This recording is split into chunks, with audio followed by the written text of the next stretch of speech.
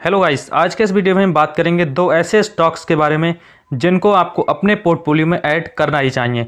ध्यान से इस वीडियो को देखना, बहुत ही इन्फॉर्मेटिव वीडियो ये होने वाली है। तो सबसे पहले हम जो स्टॉक्स की बात करने वाले हैं, दो स्टॉक्स की बात करने वाले हैं। दो स्टॉक्स कौन से होने वाले हैं? एक स्टॉक हमारा वो होने वाला है जो हमारे लिए कंसिस्टेंटी दिखाएगा, यानी कि कंसिस्टेंट प्रॉफिट बनाते हुए इस तरह से देखते हुए देखने को मिलेगा। लेकिन दूसरा स्टॉक्स जो होने वाला है जो हमारे लिए एक साल में इतने रिटर्न्स बनाकर दे देगा, लेकिन हमारे लिए जो लॉन्ग टर्म की बात करें तो लॉन्ग टर्म में हमारे लिए कंपेरेटिवली उसके जो हमारे लिए कंसिस्टेंसी दिखा रहा है उससे कम रिटर्न्स देखने को मिलेंगे। तो इसका मतलब ये नहीं कि दूसरी कंपनी खराब है, कंपनी दोनों फंडामेंटल काफ़ी ज़्यादा स्ट्रांग होने वाली हैं। तो दोनों स्टॉक्स को ध्यान से इस वीडियो में आप देखने वाले हैं और उसकी फुल एनालिसिस हम आपको दिखाने वाले हैं। सबसे पहले स्टॉक्स की हम बात कर लेते हैं। आज के दिन इसमें तकरीबन हमारे लिए 1.5% की गिरावट देखने को मिली है। अगर हम इसके फाइनेंशियल्स की ओर देखें, इस स्टॉक की जो हम जब बात कर रहे हैं, ये स्टॉक हमारे लिए कंसिस्टेंसी दिखाने वाला स्टॉक है, यानी कि कंसिस्टेंस प्रॉफिट दिखाने वाला स्टॉक है। अभी हम आ गए फाइनेंशियल्स की ओर। अगर हम इसके कंपाउंडेड सेल्स ग्रोथ देखें तो 10 साल की 11% की कैगर रही है कंपाउंडेड सेल्स ग्रोथ की, और 5 साल में 6% से सेल्स ग्रोथ की, और 3 ईयर्स में 6% की सेल्स ग्रोथ देखने को मिली है।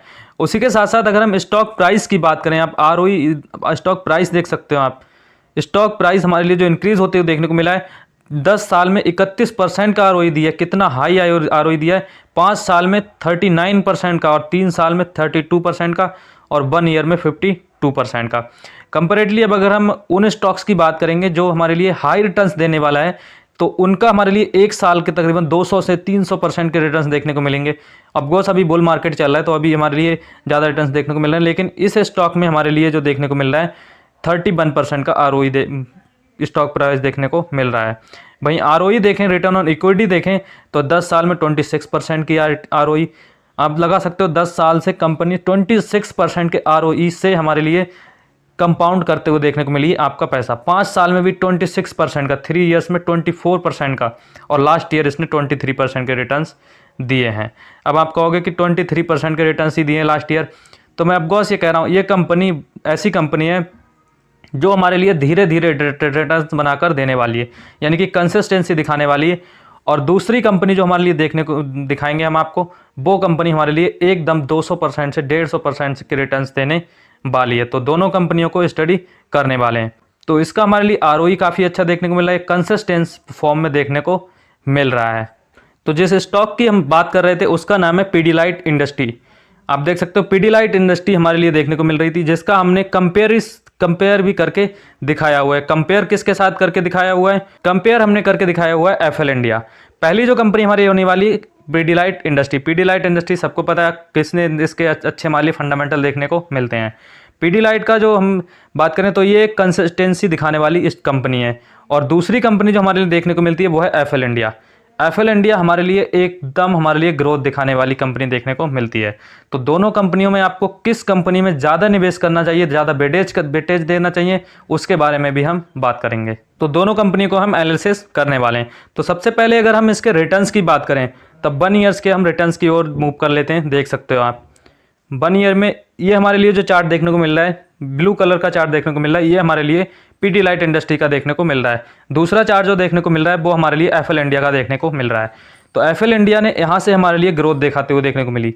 यहाँ से कंपनी ने ऊपर जंप किया, फिर कंपनी ने सीधे उसको टच कर लिया, उसी मूव को हमारे लिए टच करते हुए देखने को मिल गई थी।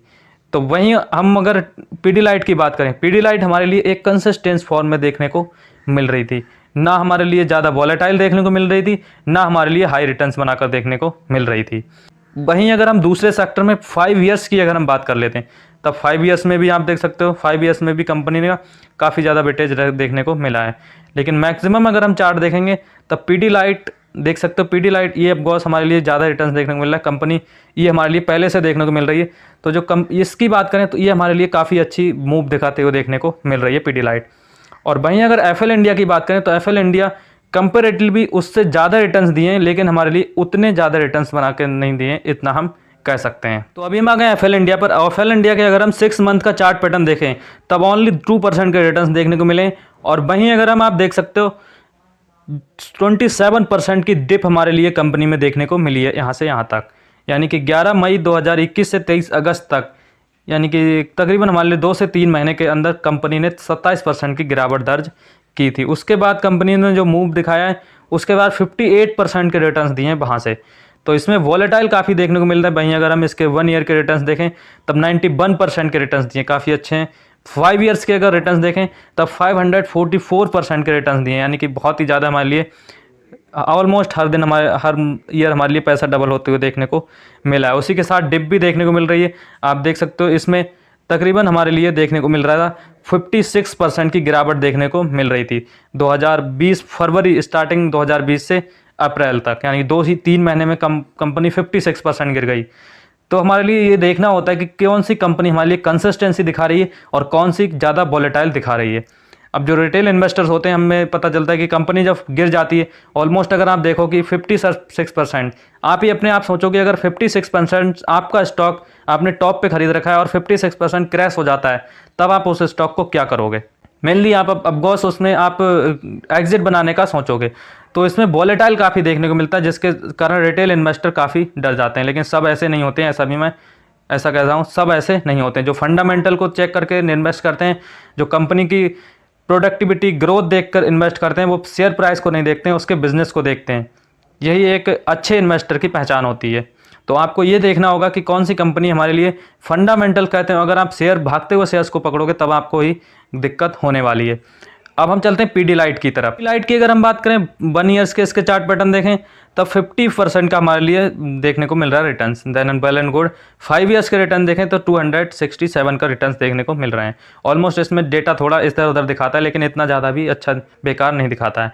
अब हम इसमें अगर वॉलेटाइल देखें, कहाँ पर हमें वॉलेटाइल ज़्यादा डिप आते हुए कहीं पर शेयर्स में नहीं दिख रही है। एक हमारे लिए कहीं भी दिख रही है तो हल्की फुल्की हमारे लिए डिप आते हुए शेयर्स में दिखती है। 1 ईयर का चार्ट पैटर्न अगर हम देख लेते हैं तब 5 से 6% इसमें हमारे लिए कोई खास ज़्यादा डिप आते हुए नहीं देख मिल रही। एक कंपनी कंसिस्टेंस फॉर्म में प्रॉफिट हमारे लिए बनाकर दे रही है, और हमें कौन सी कंपनी, ऐसी कंपनी चाहिए होती है कि हमारे लिए कंसिस्टेंस प्रॉफिट बना कर दे।